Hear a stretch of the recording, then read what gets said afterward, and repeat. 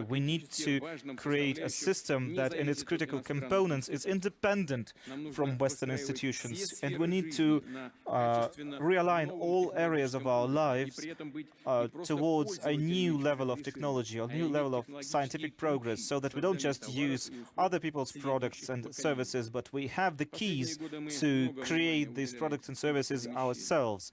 For the past few years, we've been doing a lot in the area of import substitution. We have done a lot in healthcare, in medical production of medicine, in the military sphere, and in other spheres. But import substitution is not a cure for all. It cannot resolve all of our problems. If we just try to replace others' people's products, other nations' products with just copies, we will continue to be runners up. We'll be constantly catching up with others, but we need to be on the cutting edge. We need to create our own best products that will be state-of-the-art technologies. And for example, Sergei Korolev, the great Russian scientist, did not just look at technologies produced by other scientists from other countries. No, he established his own systems, and he laid the foundation for cosmonautics and space travel for decades ahead of him. And the same is something we should do today. So our research and development bureaus are following the same principle. That is why we have hypersonic weapons, for example, which no other country in the world possesses.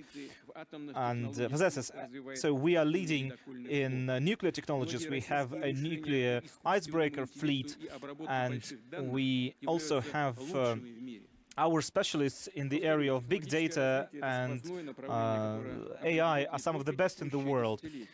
So these are technologies that will define not just our development, but the future of the entire 21st century. And so we will continue to discuss that at the upcoming Strategic Development Council. There are many issues to be discussed there, especially when it comes to managerial decisions and decision-making.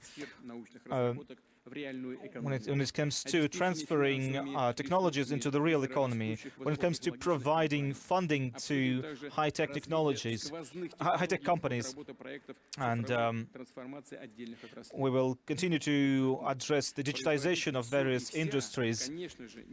Of course, we cannot and should not try to produce everything that is possible to produce, but we need to be able to produce the critical products and services and infrastructure so that we're independent. And this is exactly what we did when we created vaccines, the COVID-19 vaccines. And for example, now we have launched production of many other products and services.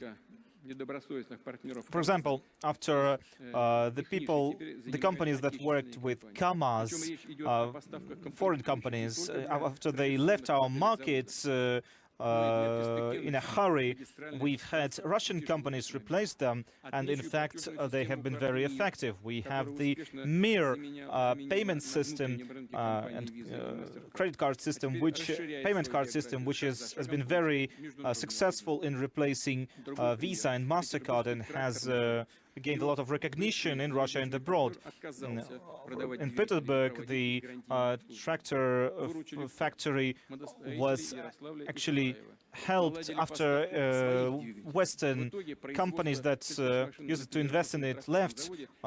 It also received support from Russian companies and Russian producers, and they have been very successful again. And we have many examples like that, many success stories, and I'm positive that we will see many more such success stories. Russia has the specialists, Russia has the technologies, and we have people that are in demand. We have companies, we have production that is cutting edge, that is also in demand. And right now our goal is to establish all the logistics and all the necessary environments for these companies to be